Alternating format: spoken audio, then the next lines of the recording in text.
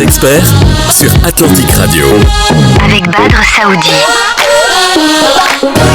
Les experts sont sur Atlantic jusqu'à midi. Eh bien, chers auditeurs, sous les chiffres, il y a toujours une philosophie derrière chaque projet de loi de finances, un projet de société. Le PLF 2026 n'échappe pas à cette règle. C'est un texte charnière qui cherche à concilier différentes orientations. Les contribuables y sont au cœur, particuliers, propriétaires, professions libérales, entreprises, tous verront évoluer les règles du jeu. De la retenue à la source étendue à de nouveaux revenus jusqu'aux mesures de simplification de la fiscalité marocaine entre dans une nouvelle ère. Nous en parlons ce matin avec notre invité qui est fiscaliste et nous pouvons être bien entendu à l'écoute de vos questions et de vos avis. Toujours au 05 22 95 36 70 ou 80. Et nous sommes avec un invité qu'on a plaisir à retrouver, qui fait de la route et qui nous a rejoint, qui est expert comptable, qui est commissaire aux comptes, Rachid Sderser. Bonjour. Bonjour Badr, comment ça va? Bonjour à nos auditeurs. Oh, c'est un ça fait plaisir de vous retrouver. Oui, pour évoquer la news. C'est vrai que la fiscalité c'est toujours délicat. Et l'expert comptable, bon, il peine toujours à exprimer un point de vue, c'est un technicien. Ouais. Et pour autant, quand on lit un texte, on s'en fait une idée par nécessité. Le fameux PLF 2026. Vous avez tous les jours de la formation, de la mise à jour Absolument. À faire et de la sensibilisation. Alors peut-être une première impression à partager avec ceux qui nous écoutent ce matin. Alors une première impression, on est dans un monde qui bouge énormément. Et donc tout ce qu'on dit aujourd'hui risque de ne pas se produire demain. Donc, mais par contre, il y a un adage que j'adore, c'est quand on vous dit il vaut mieux prévoir l'imprévu que de le rencontrer. C'est bien, parce que ça permet au moins de réfléchir, définir. Alors, ce qu'on a constaté, c'est que l'élaboration des lois de finances, des projets de loi de finances, donc ça se fait dans la continuité. Ça c'est intéressant parce que c'était pas le cas avant. Oui, donc depuis les assises. Voilà, exactement. Depuis les fameuses assises de la fiscalité. Exactement, parce que derrière il y a toute une chose que beaucoup de gens ne perçoivent pas. C'est le recul en avant qu'on peut avoir pour juger l'économie, parce que vous avez un certain nombre de détails qui sont prévus par la loi de finances, mais qui ont un impact très important sur la situation économique, la situation sociale, le développement, les projets futurs, les projets en cours et tout ce qui s'ensuit. Donc ça c'est très important, parce que c'est cet aspect-là qui est très important. Et ce qui est déplorable aujourd'hui, c'est que on constate que le citoyen lambda ne s'intéresse pas à la chose. C'est technique. Oui, mais c'est technique. Mais vous savez, la ménagère qui sort faire le marché, il est impacté par les différentes dispositions de la loi. Donc il y a un minimum de culture qu'on doit avoir et qui vont nous permettre de nous intéresser et de participer et de juger même, parce qu'aujourd'hui on va nous avancer un certain nombre de choses, mais bon, il faudrait qu'à la fin de l'année ou à la fin d'une législature, il faudrait qu'on arrive à juger est-ce qu'on a bien travaillé ou on n'a pas bien travaillé, parce que dès qu'on passe la période de préparation, on oublie ce qui a été dit, etc. Et donc on va attendre. Et même l'exécution de la loi de finances aujourd'hui, pour constater ce qui a été fait de ce qui n'a pas été fait, personne ne suit ça. Personne ne suit ça pour pouvoir dire au moins par rapport à ce qui a été décidé, qu'est-ce qui a été réalisé. C'est fait, mais personne ne s'intéresse à cette... on s'intéresse dans les couloirs, voilà, dans les discussions entre techniciens. Voilà. Alors, nous, on fait notre petite part. Là, on parle de simplification administrative, mais il faut aussi simplifier au possible, parce que c'est vrai qu'il y a un jargon. Vous parlez au médecin, il parle avec son jargon. Vous parlez avec n'importe quel spécialiste. On a toujours entre guillemets nos mots. On a toujours nos plis, on a nos habitudes, on s'adresse à ceux qui décortiquent, entre guillemets, qui sont susceptibles de décortiquer la chose avec de notre spécialité. Mais effectivement, pour ce qui concerne le grand nombre, si on n'est pas spécifiquement touché, on n'y vient pas spontanément. Alors ceux qui lisent le bulletin officiel, ceux qui lisent les documents le fameux PLF ou même la loi de finances, à l'échelle des grands nombres, c'est une infime minorité. Moi je suis pas d'accord. Je vais te dire pourquoi. Mais pour vous, c'est une obligation professionnelle. Pour moi, mais je sais pas si rappeler. Oui. En tout cas, moi, je m'en rappelle très très bien. On avait des cours à l'école quand on était très jeune, donc l'école primaire, secondaire et même le collège, où on nous apprenait un certain nombre de choses. Donc basiques, ça s'appelait Tarbiya al-Wataniya. Tarbiya al-Wataniya. Donc l'éducation civique, on peut appeler ça comme ça. Et on apprenait un certain nombre de choses. Donc il y avait tout un programme, et c'était une matière qui est notée, qui compte au niveau de l'examen, etc. Donc il y avait Tarbiya al-Wataniya et Tarbiya al-Islamiyya. Les deux. C'est ce genre de cours qu'il faut aujourd'hui garder, parce que c'est ce qui permet aux gens de s'intéresser dès leur jeune âge et de s'impliquer et de comprendre un certain nombre de concepts. Quand on me parle aujourd'hui de PIB, peut-être que c'est des choses que personne ne va comprendre. Et il faut que vous soyez initié pour pouvoir le comprendre, mais c'est quelque chose qui est très facile. C'est un indicateur qui va traduire un certain nombre de choses et qui permet de juger une information qui est publiée par un organisme. Donc ça permet de nous situer. PIB, c'est le produit intérieur brut. Est-ce que le Maroc est riche ou il n'est pas riche? Donc c'est des concepts qu'aujourd'hui sont à la portée de tout le monde. Oui. Mais si on ne vous apprend pas ça à l'école et quand vous êtes jeune, c'est normal que vous allez penser que c'est rébarbatif, c'est quelque chose qui est indigeste, c'est quelque chose qui n'est pas compréhensible, etc. Et vous n'allez pas vous intéresser. Oui, ça n'empêche pas de dormir.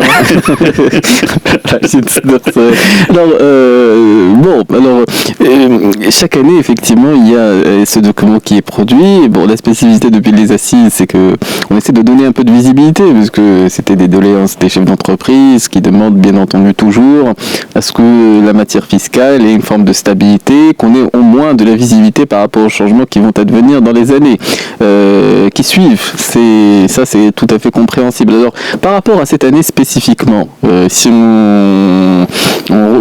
fallait retenir effectivement quelques appréciations générales avant de venir au détail des changements qui sont à discuter, puisqu'ils ne seront pas nécessairement retenus au terme effectivement de la votation sur la loi de finances. Rachid Stersal. Vous savez, moi j'aimerais bien qu'on fasse le zoom arrière. C'est-à-dire, quand on parle de dispositions fiscales, il faut les situer dans leur contexte. C'est-à-dire que chaque année, donc on est en train de financer un budget. Ce budget nécessite des ressources, et ces ressources, on va aller les chercher où? Donc c'est soit la privatisation, enfin la vente ou les monopoles ou les revenus des monopoles ou des participations de l'État, soit la fiscalité. La fiscalité représente énormément, c'est-à-dire c'est la part la plus importante au niveau de ce budget de l'État. Elle est là et il ne va jamais se tarir, sauf si on force trop sur on tire trop sur la corde. Oui. Et donc, c'est ce paramètre-là, c'est ce paramètre-là sur lequel on va jouer, ressources fiscales. Donc, il y a un certain nombre de leviers, un certain nombre de paramètres sur lesquels on va se positionner pour pouvoir équilibrer le budget ou avoir le maximum de ressources, tout en assurant, parce qu'on parle aujourd'hui, depuis les années 80, on parle de fiscalité de développement, c'est-à-dire que la fiscalité n'est pas seulement là pour drainer des ressources, mais elle permet également de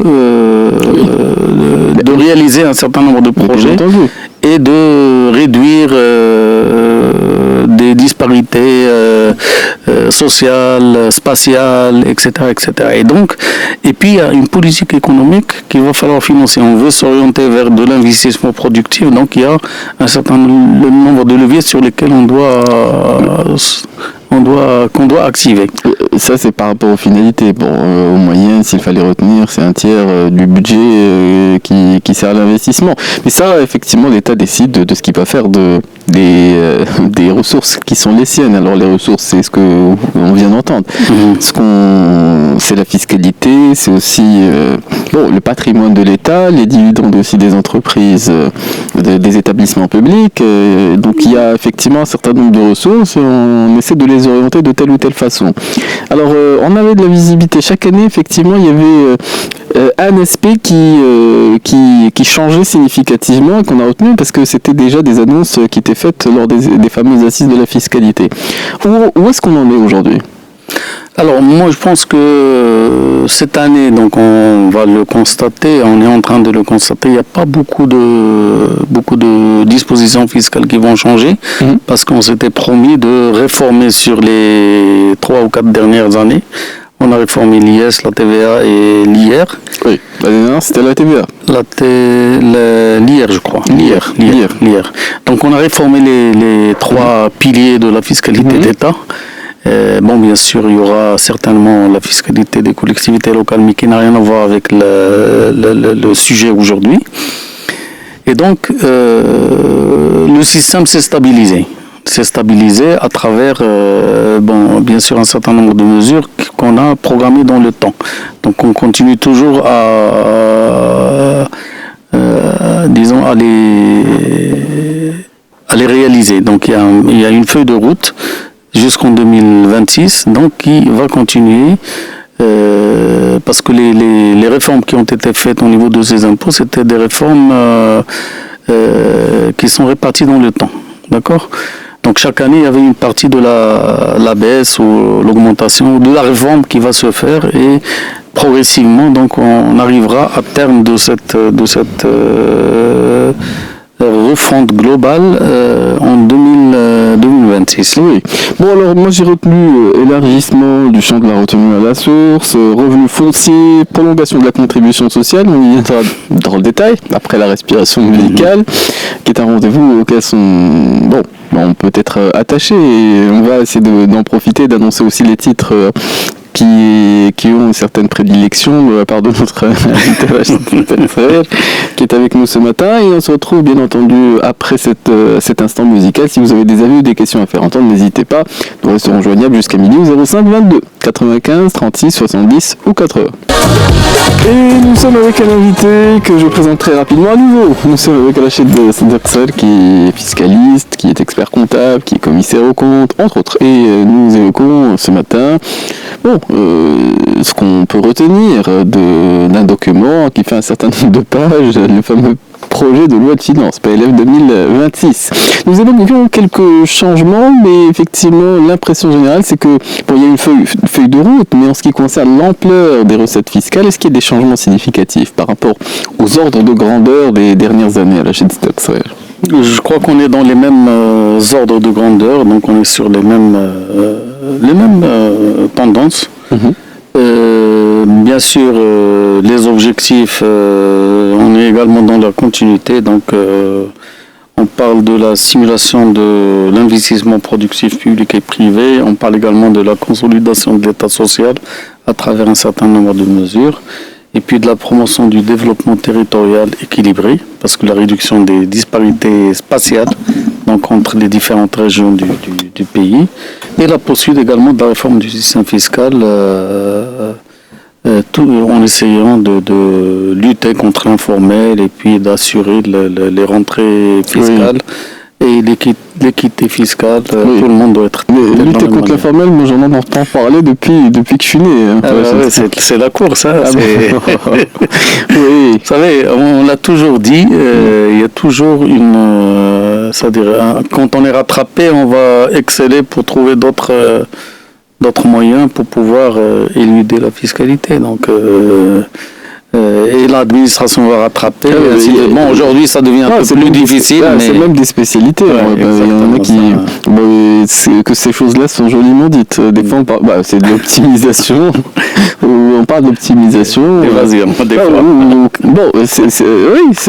Ça frôle quelquefois, mais c'est une matière à part entière. Pour ce qui est du contribuable, il est dans son droit que d'essayer de trouver de défendre son intérêt. L'État est aussi dans son rôle que d'essayer effectivement de ratisser large. Comment dire. Écoutez, c'est très simple. La fiscalité, c'est une charge. Et la charge, on cherche toujours à la diminuer. Et c'est tout. Sauf avoir mais il faut que ça soit... Non, mais il faut également développer le civisme fiscal. Moi, je suis partisan du développement du civisme fiscal Parce que on ne regarde pas uniquement ce qu'on a dans la poche, mais on regarde également ce qu'on pourrait recevoir comme prestation et comme service quand les choses sont bien faites, bien sûr. Quand les choses sont bien faites. Mais c'est vrai que tout le monde est heureux de voir des investissements au niveau des villes, lorsqu'elles sont un peu plus vertes, lorsqu'elles sont un peu plus propres, lorsqu'il y a davantage d'écoles et davantage effectivement d'hôpitaux publics de qualité. De ce point de vue, ça c'est une observation qu'on fait. Exactement. Alors, oui. On prend des exemples très simples. À titre individuel, c'est toujours une autre paire de manches. À titre individuel, on ne perd pas de vue son... Exactement. Oui. Donc chacun son objectif, chacun son contexte, chacun.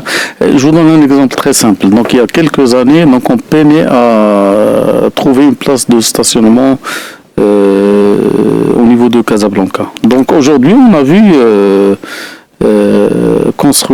l'État construire un certain nombre de parkings, enfin la ville construire un certain nombre de parkings qui permettent d'absorber ce problème.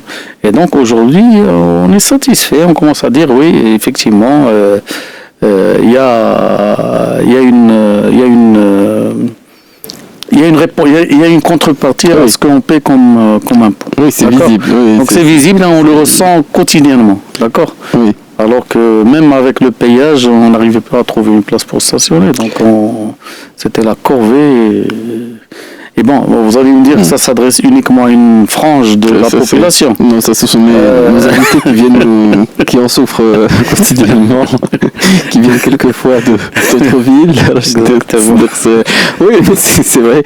C'est vrai que on est sensible aux changements qui nous impactent et de ce point de vue, il y a la fiscalité locale, il y a la fiscalité d'État et ça c'est la responsabilité de l'État que de savoir effectivement comment allouer les ressources qui collectent. Après effectivement à titre individuel, je connais peu d'entreprises qui veulent payer le maximum ou même peu d'individus qui souhaitent être ponctionnés d'une certaine façon. Ce qu'il faut payer, c'est ce qu'on doit payer, le juste impôt, l'impôt juste. Donc qui permet d'assurer Non, pas forcément l'État. C'est la communauté qui décide. C'est voté par le Parlement. C'est nos représentants qui doivent nous défendre correctement quand on les a bien choisis. Voilà. Donc, parce que des fois, on s'adresse ou on va viser l'administration fiscale ou la DG. Alors, l'administration fiscale, elle est là juste pour l'application. Elle est là pour l'application d'un dispositif fiscal qui a été voté par nos représentants. Bien sûr, elle a aussi les armes dont elle dispose, les ATD notamment, c'est quelque chose qui est voté, qui est dans la loi. Alors, nous avons aussi nos règles et nos lois. Il est 10h29 minutes et Karim Droné s'apprête à reprendre la suite pour nous présenter les actualités. Nous, on reviendra à la charge après le flash d'information. Et si vous avez des avis ou des questions, n'hésitez pas, c'est toujours au 05 22 95 36 70 ou 80.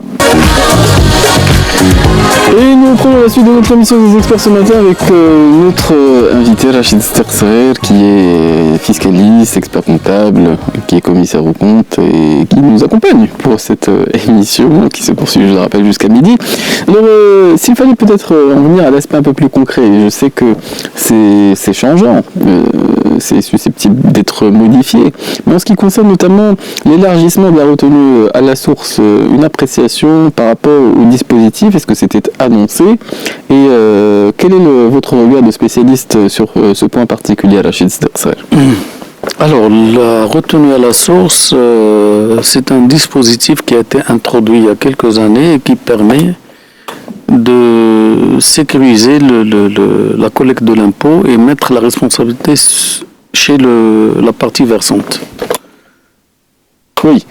Donc, ça, c'est le principe. Bon, c'est vrai que c'est un aveu de limite au niveau du rôle de l'administration parce que normalement c'est une mission qu'on délègue. On est dans une déclaration spontanée, dans la déclaration spontanée, donc on est censé normalement déclarer nos impôts et puis l'administration fiscale va assurer son rôle de contrôle, c'est son rôle principal normalement. Dans le cadre de cette de la réforme fiscale qui a été introduite au Maroc la première fois en 83 et la deuxième fois donc il y a 3 ou 4 ans. Donc le contribuable est appelé aujourd'hui à assister l'administration pour la collecte de l'impôt, mais gratuitement. Normalement, il doit être bonifié. C'est un travail qui est fait pour le compte de l'administration et il assume une responsabilité. Donc, donc s'il se trompe ou s'il omet volontairement ou involontairement, donc il va s'exposer à un certain nombre de sanctions. Mais moi, je pense que ça devrait être une mesure transitoire en attendant que les bonnes pratiques s'installent et que les gens commencent à déclarer, qu'on puisse rattraper le maximum de contribuables qui sont soit dans l'informel ou c'est des contribuables qui sont défaillants. C'est une pratique qui s'élargit. Est-ce qu'elle a une certaine efficacité dans la pratique que ce principe-là, par exemple, quelqu'un qui perçoit des loyers, lorsque c'est une entreprise, parfois le locataire aussi est associé à cette mission-là de contrôle. Il est associé entre guillemets aux missions de l'État. Puisqu'il y a une double information. Est-ce que le propriétaire est censé déclarer en tant que revenu, mais il y a aussi le locataire qui donne aussi effectivement une appréciation et fait une déclaration retient au profit de l'État. En fait, il y a deux... C'était là, effectivement, est-ce que c'est un dispositif éprouvé? Est-ce qu'il a une certaine efficacité? L'efficacité, elle est double pour l'État. Pour l'État, il est double parce que ça permet d'anticiper la collecte de l'impôt, puisqu'on le fait progressivement à l'occasion de chaque versement. Et puis, il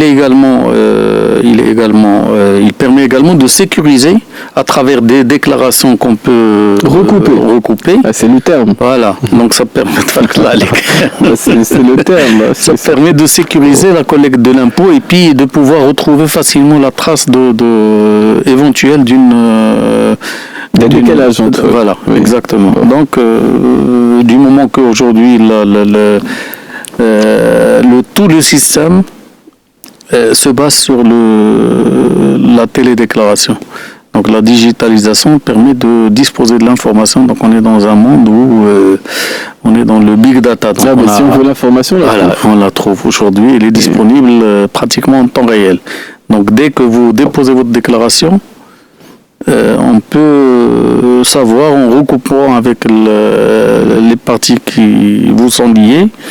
Vous avez déclaré, vous n'avez pas déclaré, ce que vous avez fait, ce que vous n'avez pas fait, etc. Donc c'est très facile aujourd'hui il suffit qu'on fasse un petit travail pour pouvoir se rendre compte que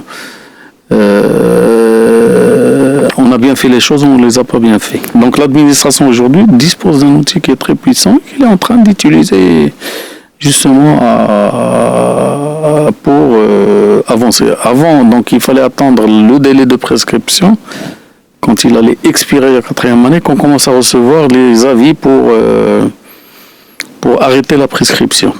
Aujourd'hui, vous pouvez déclarer dans 1 mois, 2 mois, donc on va vous envoyer une lettre de demande d'information ou de constat de non-déclaration. On peut le faire dans les 2 ou 3 mois qui suivent. Oui, ça c'est par rapport au principe. L'objectif, c'est simplement de lutter contre les sous-déclarations ou d'avoir moins de chances d'avoir des personnes effectivement qui échappent au radar. Puisque l'obligation va peser entre guillemets sur celui qui va percevoir des revenus, mais également celui qui va payer, celui qui va les percevoir. Oui, moi je pense que c'est légitime. Moi en tant que contribuable qui s'acquitte de ses obligations fiscales, je serais frustré de savoir qu'à côté il y a quelqu'un qui a une société fictive et qui ne paye pas ses impôts. Et il peut se permettre des choses que moi je ne peux pas me permettre. C'est-à-dire ça ne relève pas de l'équité fiscale. Il faudrait que tout le monde paie la même chose et il faut que tout le monde soit à jour de ses obligations fiscales. Tout le monde doit payer ses impôts parce que finalement c'est un effort et donc même au niveau de la Constitution on prévoit et on dit que tous les citoyens sont tenus de contribuer c'est-à-dire proportionnellement à leur capacité contributive au financement des dépenses de l'État. D'accord ? Oui, ça c'est sur le principe général, mais ce que j'ai pu entrevoir, c'est que certaines entreprises privées, chiffre d'affaires supérieur à 50 millions de dirhams, ou qui opèrent dans certains secteurs, devront appliquer la retenue à la source. Ça, effectivement, c'est... Oui, mais une entreprise qui fait un chiffre d'affaires supérieur à 50 millions de dirhams, donc c'est une société qui est structurée, et qui peut facilement gérer cette obligation. Donc ça ne va pas peser sur son fonctionnement. Par contre, une petite entreprise qui assujettit à la retenue à la source, je pense que ça va lui coûter un peu, ça va peser sur ses... On est obligé d'avoir quelqu'un qui va gérer ou sous-traiter ou qui va gérer cette obligation et donc ça coûte de l'argent. Par contre, dans une grande entreprise, moi je pense que c'est gérable. En général, quand on a la possibilité de déléguer ces questions-là, on le fait. Pour ce qui est de la déclaration soi-même et spontanée, etc., effectivement, quand on a la possibilité ou suffisamment de revenus, ce sont des missions qu'on essaie au possible de déléguer. C'est des tracas, c'est des lectures. Moi, je vais vous dire une chose, à travers ma pratique, à travers mon expérience, toute récente. Aujourd'hui, avec le digital, on peut faciliter énormément de choses. C'est des applications aujourd'hui qu'on peut mettre en place, qui vont aller chercher de l'information, l'extraire, vous préparez même la déclaration avec les systèmes d'intelligence artificielle aujourd'hui. C'est des choses qui sont réglées très très facilement aujourd'hui. Oui, maintenant, maintenant il faut le vouloir. Il faut le vouloir. Oui, vouloir en matière de fiscalité, c'est quelquefois une contradiction dans le terme. Il est 10h43 minutes. On va profiter de la respiration musicale et on se retrouve dans quelques instants pour la suite de notre émission. Je laisserai le soin à notre invité de les annoncer le titre qu'on va écouter à l'instant. Ah, très bien. Alors, il s'agit d'une chanson de Bob Dylan, donc qui était numéro 1 dans les top 10 dans plusieurs pays, plus d'une dizaine de pays à l'époque. Donc c'était les années 60. Donc c'était une chanson qui était préparée pour une musique de film. Donc Billy. C'est un film, un western, voilà. Et c'était une histoire, donc c'est un shérif qui est en train qui est en train d'agoniser, et en même temps il est en train de voir son fils qui était en train d'agoniser. Donc les deux sont en train d'agoniser, donc c'est de la souffrance. C'est le mélange entre le son et l'image. Une belle chanson, une bonne qualité de musique, composition. C'est aussi de la nostalgie. Exactement, et puis c'est une chanson qui a été reprise par plusieurs grands interprètes. Et moi j'ai beaucoup apprécié la reprise de Randy Crawford. Très belle reprise. Mais bon, je pense qu'on va l'écouter avec la voix de Bob Dylan. Bob Dylan, c'est un ténor. Et nous reprenons la suite de notre émission des experts avec notre invité Rachid Sderser. Et des fois on fait la musique nous replonge dans des souvenirs. Rachid Sderser, c'est associé à des moments de vie. Ah bah oui, nous on a passé notre jeunesse à écouter de la musique, à préparer nos examens. Et donc c'était le moment où on avait le plus besoin de la musique pour pouvoir supporter on n'avait ni Internet, ni Google, ni tablette. Oui, il y a des matières qu'il faut rendre plus digestes. Tu disais que non, il faut rendre plus digestes certaines matières-là. Et la fiscalité en fait partie. Il faut de la disponibilité intellectuelle pour effectivement s'intéresser longuement à ces questions. De par le devoir professionnel, on y est amené d'année en année. Alors, il y a un point qui... Oui. Et on dit que la musique adoucit les mœurs. Ah oui. Donc ça veut tout dire. Ça détend. On en a besoin dans même quand on a un contrôle fiscal, on peut écouter de la musique et on est rassuré. Non, mais ça rend tout un peu plus agréable. Alors, Rachid Siddiqser, il y a un point que tu souhaitais que nous abordions, et effectivement, c'est par rapport aussi au sujet qu'on a abordé cette semaine. Alors, les sociétés sportives, on y vient. Alors, effectivement, le passage des structures d'avant aux structures sociétaires aujourd'hui, c'est quelque chose qui fait débat. Absolument. Alors, le Maroc est en train de vivre une période très riche en termes d'exploits sportifs, en termes de réalisation et en termes également avec une vision très très éclairée et qui a permis aujourd'hui de porter le Maroc au niveau il lui a donné une réputation mondiale, donc à travers le foot. Donc on parlait il y a des villes qui vivent au rythme des... Exactement. Donc le Maroc est connu aujourd'hui à travers les exploits de ses sportifs. Et donc essentiellement le foot. Bien qu'on peut dire beaucoup de choses, mais moi je pense qu'on a eu une réputation qu'on ne peut pas rêver de l'avoir, même si on avait dépensé des chiffres, des montants, des budgets énormes en communication. Et ça, c'est très important. Donc aujourd'hui, cette révolution, pour que ça soit inscrit dans le cadre d'une vision et de la vision qui est prévue, donc on est en train de mettre en place des structures dédiées qui vont permettre de faire avancer, professionnaliser ce secteur. Donc on permet aujourd'hui aux associations sportives de migrer vers le statut de société. C'est-à-dire que quand on est dans une société, on va instaurer des règles de bonne gouvernance, on doit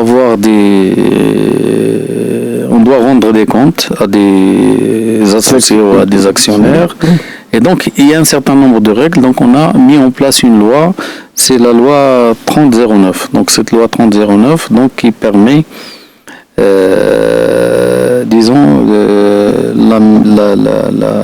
la constitution de sociétés sportives, à l'image de certains grands clubs sportifs au niveau européen qui sont aujourd'hui cotés en bourse et qui peuvent se livrer à des transactions pour l'acquisition de joueurs ou pour la cession de joueurs avec des investissements énormes. Donc des investissements, par exemple, quand on regarde en Espagne, certains investissements ont été réalisés par les clubs et ça fait partie du patrimoine du club. Alors que nous, aujourd'hui jusqu'à présent, donc on continue à soutenir à travers la construction de stades, de sport, c'est-à-dire d'académies, par l'État. Voilà, exactement. L'effort qui est fait par l'État. Et donc ces transactions qui peuvent se faire aujourd'hui, le Maroc commence à rentrer dans on a vu ce qui s'est passé en Arabie Saoudite, donc le Maroc est également en train de rejoindre les grandes nations de foot. Et donc on a commencé à assister à un certain nombre de transactions qui se font sur les joueurs et qui chiffrent en termes de valeur. Et donc ces dispositifs vont permettre de structurer l'action des clubs, peut-être permettre également aux fans de ces clubs de devenir actionnaires et de souscrire et de participer également à la gestion et au développement de leur club. Et donc cette transformation en association, de l'association en société, doit se faire selon certaines règles qui sont prévues par la loi 3009, mais sur le plan fiscal, donc c'est une transformation qui doit être indolore sur le plan fiscal. C'est-à-dire le fait de transférer le patrimoine d'une association sportive vers une structure sociétaire, ça devrait se faire sans coût fiscal. Dans le cadre d'un dispositif qui existe déjà. Je note que ça devrait, c'est inconditionnel, Rachid Siddiqser. Oui, parce qu'on n'a pas encore voté la loi. Donc il y a a ça, donc ce transfert qui doit se faire à 0 dirham pratiquement, donc sans coût fiscal. Bon, bien sûr, avec un certain nombre de conditions. Et puis, on a reparlé ou reconfirmé l'exonération fiscale qui va profiter à ces sociétés au niveau de l'IS. Donc, ils doivent être exonérés sur une période de 5 années à compter de la date de réalisation de la première opération de vente. Donc, à partir de cette date-là, donc on a précisé les choses de manière claire. Ils ont une exonération de 5 ans. 5 exercices. Oui. Voilà, à compter de l'exercice au cours duquel on est passé de l'association. On s'est livré à la première opération de vente imposable. Oui. Donc ça, c'est en termes d'avantage fiscal. Par contre, il y a la partie la plus intéressante et qui concerne les dons. Donc aujourd'hui, on a ouvert la possibilité de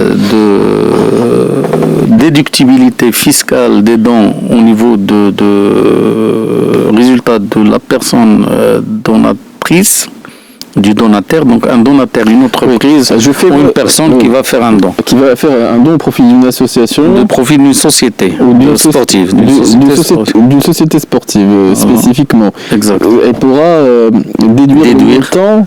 Exactement. Dans la limite de 10% de son bénéfice net. Oui. Et bien sûr, avec un plafond de 5 millions de dirhams par exercice. Bon, c'est quand même intéressant. Aujourd'hui, vous avez des sponsors. Vous avez pas mal de sociétés qui ont, enfin d'entreprises, on va dire, entreprises c'est mieux, qui ont parrainé des clubs. Et bien entendu, les entreprises qui sponsorisent entre guillemets certaines équipes, d'une certaine façon, elles peuvent recourir à ce dispositif pour que l'argent qu'elles payent au profit de l'État, une partie d'après le cadre qu'on vient d'entendre, soit un soutien pour, en plus du sponsoring, pour le club qui leur permet d'avoir une certaine visibilité. Absolument. Alors l'avantage de ce montage, parce qu'on a vu plusieurs mesures, l'avantage c'est que moi je suis donataire. D'accord, je vais donner à un club 5 millions de dirhams, on va dire le plafond. 5 millions de dirhams dans la limite de 5, par an, dans la limite de 10% de mon bénéfice net. Et je sais que oui. Je sais que c'est ce don que je vais donner, il va être utilisé à bon escient parce que je le donne à une société qui est structurée, qui a des organes de gouvernance, qui est soumise à un audit, qui répond à un certain nombre de critères, qui est contrôlé, donc c'est pas un club, parce qu'un club généralement c'est géré d'une manière pas très. Il faut le dire. C'est parfois très bon, moi je ne juge pas, mais c'est pas la même gestion qu'on va avoir au niveau d'une entreprise qui est soumise à des contrôles et qui est sous le regard de plusieurs. Plus encore s'il est coté en bourse. Voilà, absolument. Plus encore. Absolument. Voilà. Donc je suis sûr que l'argent que je vais donner, il va être utilisé à bon escient. Donc déjà cette garantie, il est très. Il est encourageant pour celui qui va donner ou qui peut effectivement soutenir un club. Oui. Absolument. Après, c'est-à-dire, je supporte ou je me substitue à l'État pour prendre en charge un effort. Donc l'effort, on sait que l'argent qui va être donné, il ne va pas être utilisé pour le distribuer entre les membres. Donc il va être utilisé pour fructifier le club et mettre en place un programme d'achat de joueurs ou de vente de joueurs, etc. Donc, et un programme d'investissement également qui va permettre de développer le sport au niveau spatial, au niveau de la région ou la zone, où ça dépend. Donc, ça veut dire que je prends en charge une partie de l'effort de l'État en contrepartie d'un avantage fiscal. L'avantage fiscal, c'est quoi? Donc, tout ce que je donne dans la limite du plafond, il va coûter à l'État le montant de l'impôt, de l'IS. Donc, c'est entre 20 et 30%. D'accord? Généralement, ça va être du 30%. D'accord? Oui. Et donc, au lieu qu'il supporte 100%, il va supporter 30%. c'est une bonne, c'est une bonne chose. En même temps, effectivement, il y a ce que nous disions tout à l'heure, passer d'un cadre d'association à un cadre sociétaire. Bon, au terme des 5 ans, ces clubs qui seront des sociétés devront payer ou s'acquitter de l'IS. Et en même temps, si elles ont cet avantage, elles auront plus de revenus pour pouvoir le payer. Moyennant, effectivement, cette exonération des 5 premières années qui va être, entre guillemets, la carotte pour les clubs. Mais en termes de gouvernance, qu'est-ce qui change concrètement? Alors, en termes de gouvernance, donc c'est des sociétés qui vont être dirigées, gérées, gouvernées par des règles privées. Des règles les mêmes règles qu'on va retrouver au niveau des sociétés, avec des obligations de reddition des comptes, de publication, etc. Donc toutes les... L'audit aussi. Oui, l'audit, bien sûr. L'audit, c'est absolument. Oui, c'est le commissaire aux comptes. Parce que commissaire très facilement, on va rentrer dans le cadre, effectivement, on aura cette obligation-là. Et justement, il y a un aspect qui est très important, sur lequel on va aujourd'hui, qui va se développer aujourd'hui, qu'on a commencé à développer il y a quelques années. Donc c'est tout ce qui est management des entreprises sportives. Management, donc c'est des règles spécifiques, c'est une activité spécifique. Si vous voulez, on peut développer ça après le... Oui, parce que nous avons la reddition des comptes par rapport au respect des horaires. Il est 11h00. Mourad Boba est toujours à l'heure pour nous présenter des informations. On a encore une heure d'émission. Nous parlons du PLF 2026. Effectivement, il y a un certain nombre d'éléments qu'on va évoquer et qui sont à retenir. Ceux qui souhaitent en parler, partager des avis ou poser des questions, n'hésitez pas. C'est jusqu'à midi, c'est au 05 22 95 36 70 ou 80. Et l'on s'intéresse aujourd'hui à ce qu'on peut retenir du PLF 2026, qui est un document qui comporte un certain nombre de pages. Et nous en étions au chapitre de la gouvernance des sociétés sportives, entre guillemets. Ça va être une possibilité pour les clubs de passer de l'association à, en effet, la structure sociétaire soumise à des règles de bonne gouvernance, à des pratiques. Alors, est-ce que la loi encadre également cet aspect-là, purement relatif à la gouvernance de ces clubs? On va toujours les appeler des clubs. Ce sont des clubs sportifs, mais qui vont être soumis, entre guillemets, à notre cadre législatif, à la Schiedsrichter. Exactement. Donc, c'est une loi spécifique qui a été promulguée il y a quelques années déjà, mais sa mise en application aujourd'hui va être accélérée par ce dispositif fiscal, parce qu'il faut distinguer entre les deux. Il y a la loi qui va... c'est comme si on dit à la loi sur la société anonyme, la loi sur la SARL et les autres formes de société, et puis on a une loi qui va réguler, qui va réglementer les sociétés sportives. Oui. D'accord. Alors, je rajoute juste un dispositif qui a été introduit par le projet de loi de finances. Il concerne la rémunération des sportifs en tant que revenu. La rémunération des sportifs, les entraîneurs, les professionnels sportifs et les éducateurs et les membres de l'équipe technique, donc qui vont bénéficier également d'un abattement sur la base de calcul de l'impôt sur le revenu. Donc les revenus qu'ils vont percevoir, qu'ils percevaient avant au niveau de ces associations, et peut-être qu'ils n'étaient pas déclarés en tant que tel. Peut-être, je présume. Donc aujourd'hui, on va permettre à ces bénéficiaires de ces revenus, donc on parle de sportifs professionnels, on parle des entraîneurs, les éducateurs et les membres techniques, de l'équipe technique. Donc les revenus qu'ils vont percevoir, ils vont bénéficier d'un abattement qui va progresser dans le temps. Donc 2026, donc c'est 90%, donc il va payer l'impôt sur 10%. Il faut expliquer la base. Non, mais il faut expliquer le principe de l'abattement, parce que l'abattement, si c'est un abattement de 90%, on va payer comme si on percevait un dixième. Voilà, un 1/10, on va payer l'impôt sur le revenu sur le 1/10 qu'on va Sur le déclarer. 1/10, exactement. Et 90%, c'est exonéré. Exonéré, donc Voilà. c'est comme si on l'a... Oui, c'est pour soi. Exact. Là, c'est... Oui. Deuxième année 2027, donc c'est sur 4 ans également. 2027, donc on a un abattement de 80%. Je parle toujours d'un projet, hein, c'est pas encore voté. 2028, Conditionnel. 2028, 70%, et puis 2029, 60%.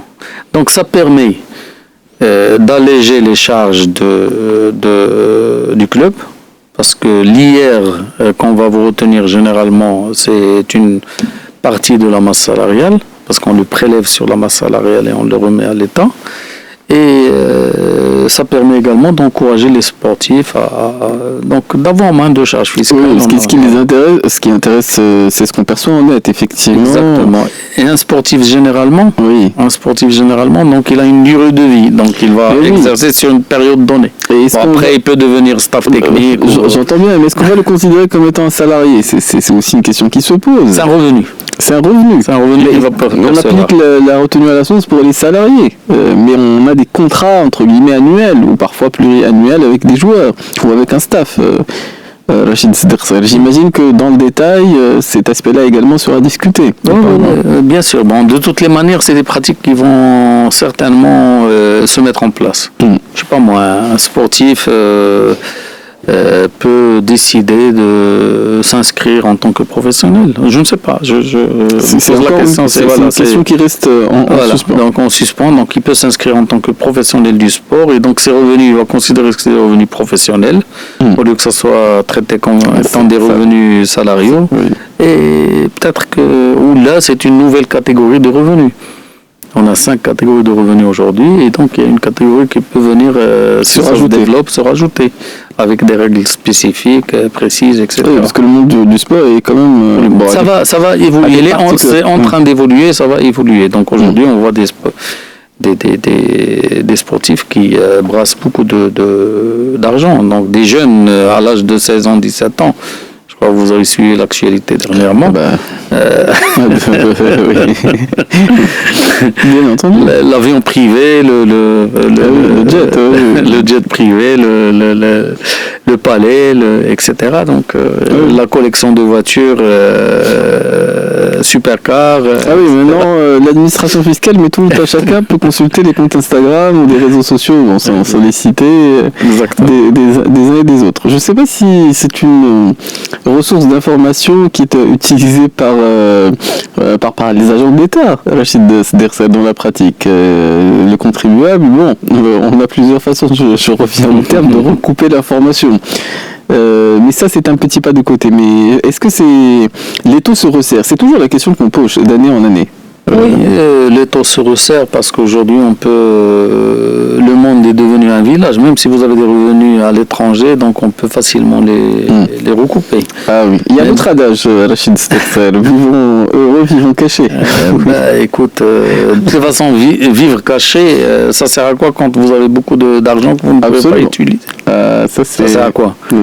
Donc, du moment que vous ne pouvez pas profiter, c'est pour ça qu'on a introduit également au niveau du CGI, tout ce qui est signe extérieur de richesse et à travers lesquels on peut vous imposer. Si vous déclarez 10 alors que vous vivez à un rythme qui correspond à 1000, donc il y a un problème. Donc ça veut dire qu'il y a des revenus qui ne sont pas déclarés, où il faut justifier pourquoi. Ça vient d'où? D'où certains ATD. Bon, alors, je reviens un instant sur la question de la gouvernance. On disait que c'était du droit privé, parce qu'il y a les statuts. Est-ce qu'il y aura différentes façons de s'organiser pour les clubs d'après effectivement le cadre qui sera proposé? Les sociétés peuvent fonctionner différemment en fonction des statuts qu'elles vont adopter, en fonction du contrôle que souhaiteront mettre en place les actionnaires, et ainsi de suite. Est-ce qu'il y aura de la marge de manœuvre de ce point de vue sur la gouvernance? Certainement, parce que on met en place des règles donc dans le cadre de cette loi sur les sociétés sportives. Donc il y a un cadre standard général qui va prévoir des mesures obligatoires. Et puis vous avez tout le reste autour, donc qui reste à la discrétion parce qu'on est dans la liberté également de l'exercice de l'activité professionnel, du commerce. C'est du commerce, ça devient du commerce. Donc, commerce avec un grand C, bien sûr. C'est pas le commerce, c'est la loi commerciale, si vous voulez. Donc, on rentre dans un domaine qui est lucratif. Donc, automatiquement, il faut... le libéralisme nous impose de ne pas être trop directif au niveau de la loi. Donc on ne va pas imposer toutes les règles, mais il y a un certain nombre de règles de base qui sont obligatoires, qui sont généralement jugées d'ordre public, d'ordre public, donc qui permettent d'assurer la gouvernance, de protéger les minoritaires, de protéger les épargnants, parce que quand vous avez des supporters qui vont acheter des actions dans une société sportive. Oui, ils vont acheter des actions, ils pourront faire des dons. Voilà, ils doivent être rassurés. Comment les rassurer? C'est à travers une comptabilité, à travers la publication de cette comptabilité, à travers le contrôle de cette comptabilité. Donc tout ça, c'est des mécanismes qui se mettent en place pour pouvoir justement assurer la pérennité de cette forme d'exercice. Alors, le dernier pas par rapport à ce chapitre qu'on a ouvert, parce que c'est vrai que l'activité sportive trouve un certain écho par les temps qui courent, et sur la possibilité aussi pour les clubs tout simplement de passer non seulement à la structure sociétaire, mais également de taper aux portes de la bourse, possiblement, comme on peut le constater déjà à l'étranger. Rachid Dersrel, alors. Ça, c'est encore une étape supplémentaire. Exactement. Pour entrer en bourse, il faut avoir une forme spécifique. Donc, il faut adopter une forme juridique qui rassure les investisseurs, les épargnants, on va dire. Les épargnants, les gens qui vont investir. Donc, oui. Je me souviens, déjà il y a le début des années 2000, effectivement, il y en avait qui achetaient des actions de certains clubs italiens. Exactement. Oui, c'est des possibilités. Effectivement, les sociétés en bourse sont soumises à davantage de règles et peut-être de contrôle, d'un point de vue aussi de la publication. On a des clubs, par exemple, comme les grands clubs espagnols, aujourd'hui je ne vais pas citer de nom, les supporters bénéficient davantage l'accès au stade, l'accès à un certain nombre de matchs, etc. Donc ils sont privilégiés par rapport à monsieur tout le monde. Donc ils ont cet avantage et donc c'est pour ça qu'ils investissent. Donc c'est un encouragement qui va leur permettre également de contribuer. Alors que si vous achetez par exemple un ticket pour une place pour le Classico, ça peut vous coûter très très cher. Alors il vaut mieux adhérer, contribuer au départ à travers une participation et puis ça va vous permettre garantir, de sécuriser votre place au niveau tel ou tel. Charge pour les présidents de club de mettre en place des dispositifs incitatifs. Il est 11h21, nous avons le cadre qui est le nôtre. La respiration musicale en fait partie. On se retrouve pour la suite de notre émission. Qui aborde. Tu souhaitais. Oui, juste une petite mesure pour ne pas l'oublier. Ça concerne la TVA également. Donc on a une exonération. On leur a accordé également une exonération sur la TVA pendant les 5 années, c'est allant du 1er janvier 2006 au 31 décembre 2030. Donc ça aussi, il ne faut pas l'oublier. Donc c'est une exonération sans droit à déduction qui est prévue dans le cadre du PLF. Donc c'est un projet. Oui. C'est-à-dire que pour les prestations qu'ils assurent, donc ils ne sont pas soumis à la TVA. Donc c'est vraiment très très incitatif si c'est maintenu tel quel. 11h21 toujours.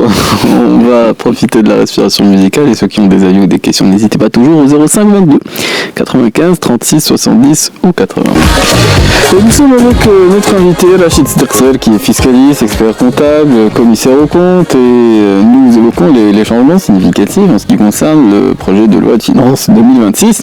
Alors en ce qui concerne la fiscalité, il y a toujours des matières à débat, discussion, et effectivement la chose est évolutive.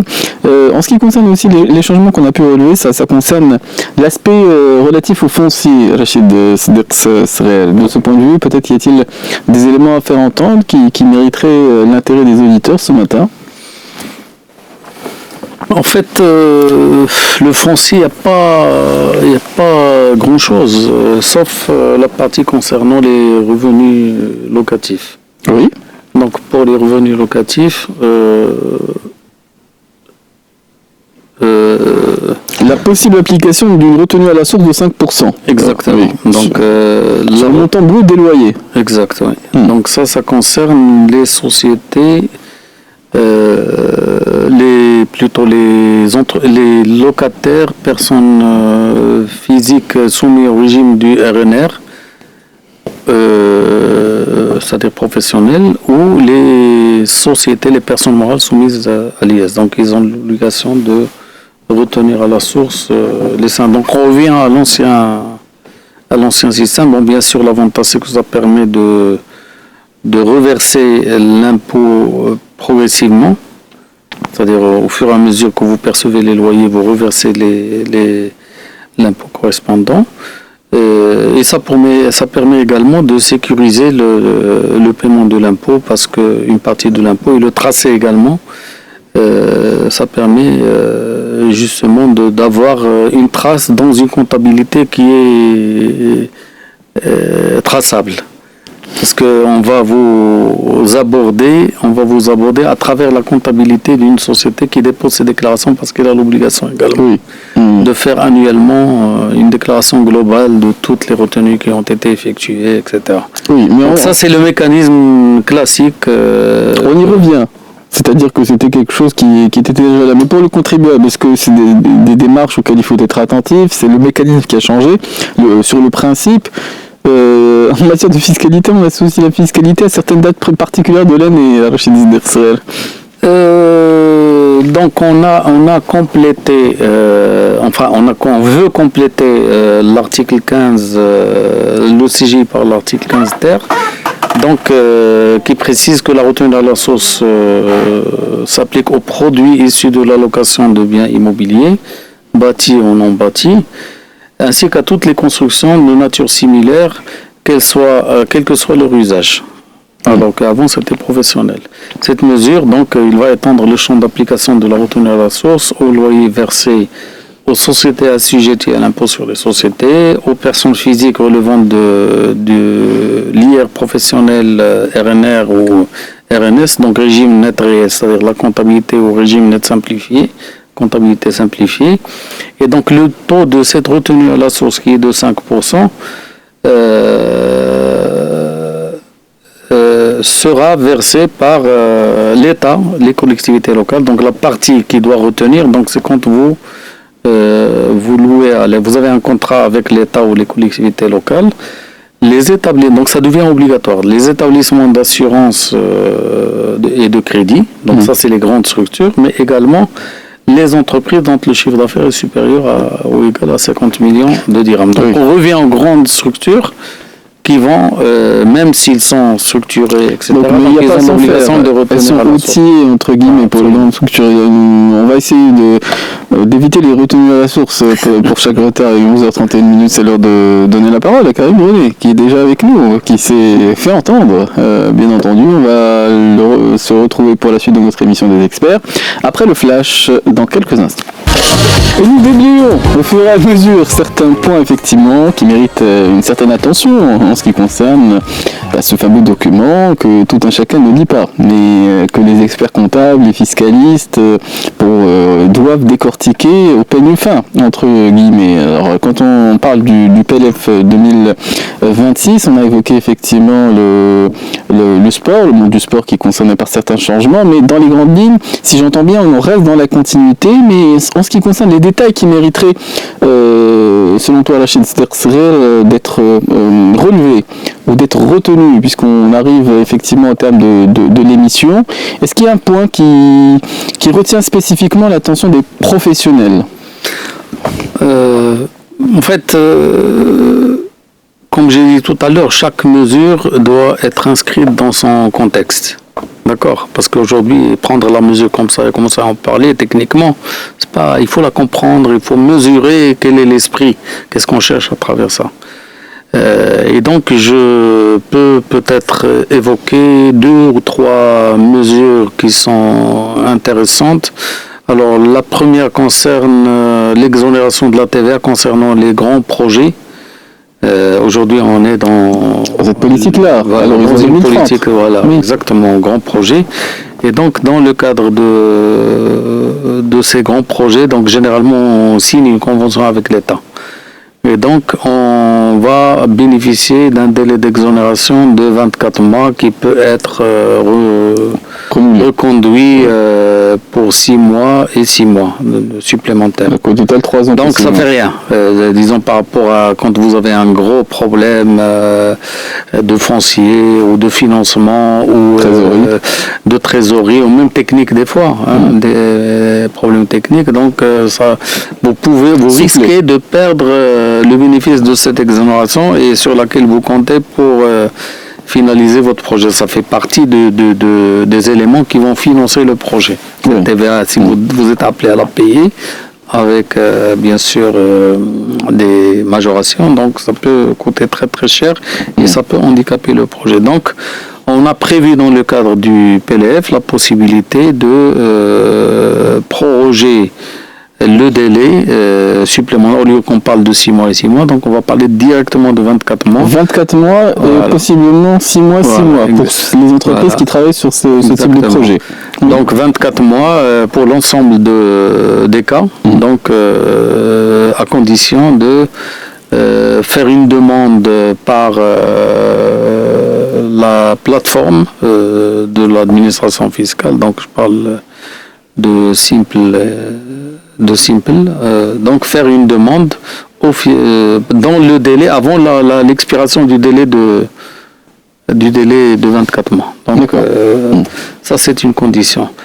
Autre mesure, ça c'est une mesure dans l'intérêt des contribuables et des grands projets. La deuxième, qui est intéressante également, elle concerne les droits d'enregistrement. Donc on a parlé tout à l'heure du foncier. Oui.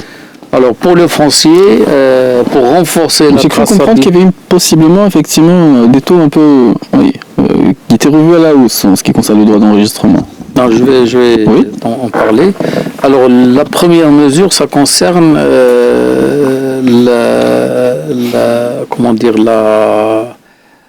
l'assainissement des transactions immobilières.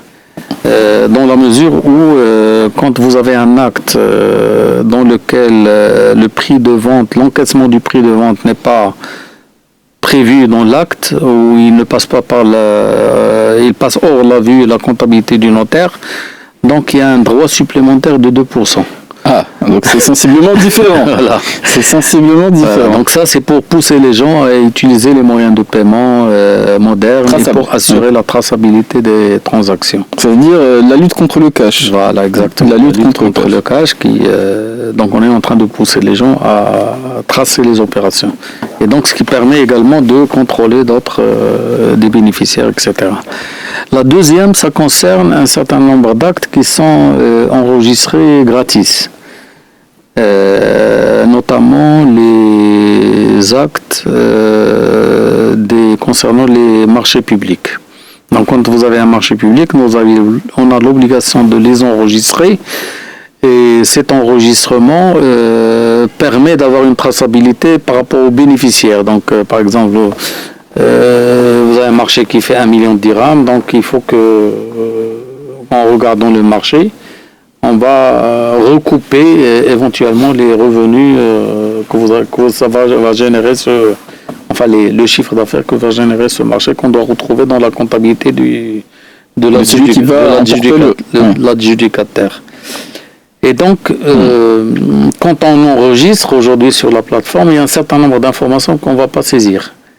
Et donc, ce qu'on a fait aujourd'hui, c'est qu'on a imposé de remplir un certain nombre d'informations nécessaires pour la traçabilité, moyennant, disons, un taux d'enregistrement qui est à 0,1%. Donc, un petit taux juste pour obliger les gens à, disons, mettre un certain nombre d'informations concernant c'est le principe. Et c'est tout de la même façon que la retenue à la source, c'est 5%. Donc c'est simplement pour davantage recouper les informations. Et donc il y a également une mesure qui ne passera pas inaperçue. Si elle est adoptée, bien sûr. Ça concerne la CSS. Donc là, ça a été reconduite encore pour 3 années supplémentaires. Parce que cette année, c'était la dernière. Mais en matière de fiscalité, les exceptions ont toujours tendance à C'est comme on disait quand on avait réformé la fiscalité, on parlait de la taxe professionnelle. Oui. Et donc, c'était une taxe qui est assise sur le nombre d'employés et également sur le montant de l'investissement. Donc, plus vous investissez, plus vous payez là. Donc, on parle de quel encouragement? Plus vous recrutez, plus vous... Alors, on a commencé par éliminer la partie concernant le nombre d'emplois. Oui. Et on a freiné un peu concernant la base, mais on n'a jamais pu se défaire de la taxe professionnelle.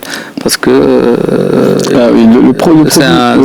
ça va faire un trou au niveau du budget c'est le principe. Le provisoire en matière de fiscalité ne l'est jamais tout à fait. Donc très rarement. C'est une addiction.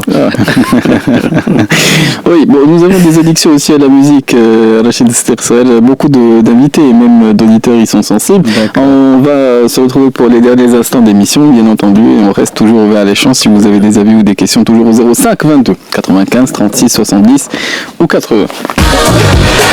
Et avec Rachid Stersel, surtout, qui nous a accompagnés pour ces 2 heures d'émission, qui est fiscaliste, expert comptable et commissaire aux comptes. Nous écrivons quelques mesures qui peuvent mériter une certaine attention en ce qui concerne effectivement ce fameux document, le PLF, le projet de loi de finances 2026. Il y a l'immobilier, il y a les sociétés sportives, il y a le capital mobilier. Le capital mobilier, oui, effectivement. Donc la fiscalité mobilière, donc qui est prévue au niveau du CGI, il y a une partie qui n'était pas, disons, bien encadrée. Et donc ça concerne les profits. Il y avait un dispositif pour les profits sur la cession de valeurs mobilières. Donc quand on cède des actions qui ne sont pas cotées en bourse et qui bénéficient d'un dispositif, donc on doit on doit verser l'impôt à la fin de l'année, mais on doit également faire une déclaration. Oui. Rachid Stersel, en ce qui concerne ce point précis, ça intéresse beaucoup plus de monde qu'on l'imagine que ce point. Quand on va vendre, par exemple, des participations, des majoritaires en termes de participation, lorsqu'on est propriétaire, par exemple, d'un fonds de commerce et qu'on souhaite le céder parfois à sa descendance, quelquefois c'est exonéré, quelquefois ça ne l'est pas, selon les cas, d'après les témoignages que j'ai pu avoir en ce qui concerne ce point précis. Est-ce qu'il y a de la clarification sur cela? Ça ne concerne pas la fiscalité mobilière, parce que ça c'est du professionnel. Quand vous faites une donation de fonds de commerce ou une cession de fonds de commerce, le fonds de commerce, c'est comme si c'était un bien professionnel. Donc ça passe dans les revenus professionnels, ou éventuellement dans certains cas ça passe avec non, en général c'est du professionnel, pas de l'immobilier. Et donc les donations en général, quand ils sont opérés entre ascendants et descendants, donc automatiquement il y a une exonération et même des taux allégés au niveau des droits d'enregistrement. Voilà. Oui. Par contre, ce qui est constaté, il y a beaucoup de cas, on procède à des cessions sans les déclarer. Alors, je m'explique. Par exemple, on fait tous les deux une société, on pose tous les deux 50 000 dirhams pour avoir un capital de 100 000 dirhams et plus tard, moi j'ai des conditions. On se fâche. Donc, moi je décide de me retirer parce que il y a quelque chose d'autre qui m'appelle ailleurs. Donc je te recède la partie, ma part, je la recède, ou je la cède à quelqu'un d'autre. En général, ça passe inaperçu. Alors que l'administration fiscale déjà on doit faire une déclaration, même si on vend à la valeur nominale. Ou là on vend à une valeur inférieure à la valeur nominale, à perte par exemple. Mais en général, l'administration fiscale dispose d'un droit de contrôle qui permet de revoir le prix parce qu'il va prendre la société, il va dire c'est une société avec son goodwill, avec quand on utilise des techniques d'évaluation qui vaut tant. Et donc vous avez vendu à 100 dirhams, ça vaut 250 dirhams. D'accord. Oui. Donc, on ne sait pas, la transaction n'est pas tracée. Vous m'avez remis de l'argent comme ça pour recéder ma part. Et donc, il faut laisser à l'administration fiscale ce droit de contrôle qui est c'est un droit. D'accord. C'est un droit. Donc, quand on ne déclare rien, donc, au bout de 3 ans, il y a un acte qui va remonter au niveau de l'enregistrement, surtout pour les actes qui sont obligatoirement parce qu'on doit déposer le dossier au tribunal. Et donc, on va vous appeler pour vous dire vous avez cédé des parts sociales. Oui. Vous n'avez pas déclaré, donc il fallait déposer la déclaration. Donc on va vous revenir à la charge. Revenir à la charge. Nous on cède. On cède la parole. On cède la parole à nos collègues toujours. Kamal Arsal qui se joint à nous pour nous présenter les actualités. On se retrouvera lundi pour d'autres thématiques des experts. Je te remercie pour ta présence avec nous. C'est un plaisir, c'est toujours un plaisir. Et je remercie les auditeurs à l'écoute. Je souhaite à tout un chacun, bien entendu, un excellent week-end. Les experts sont sur Atlantique jusqu'à midi.